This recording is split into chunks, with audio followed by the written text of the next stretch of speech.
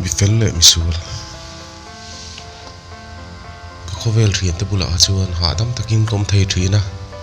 mi sul tak ma se fer tak te chung ten arvenga pon rin zo to lo ma se ka ta rin om le min phasan ngai hok lo te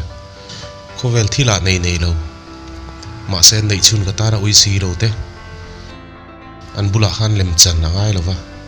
kan di darang ang hian min pum maya chutin nun lui kal sanin nun thar nei ka zirvea thian lui ta thla in thian thar ga zonga mi ten mi felan ti ho zinga chuan kum tam ka khosa a ki po mi soida chung ka fel ve ta le ni ome ma se em mi fel ka ngai san em tei fer lo takan khosak chang ka muta fova chung te le bo thanin an rin em tei rin mi lo ka nei fur to ni mole en kim nei tu an nun nei tu ni in chal ma se nun re thei le kom em loi si te an bula chon phim kurangai khopa ka ngai dan ni lo ka soya ya ka nun dan te ka ni dan dik tak ani talo fo nun tak ngai tum ke hi lem chang thiep taka min chu ani ta ber hiang ka thia changa om fo ni mole ma na chuan wrangler jeans ke kor khup trete Iron Maiden ti sa rang mak sak tak tak ha thin ten han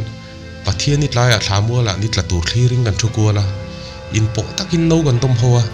tlaya choi hun pel rocking kan nui ho thin kha nia tuna chuan versus cotton pants le armani sa chachunga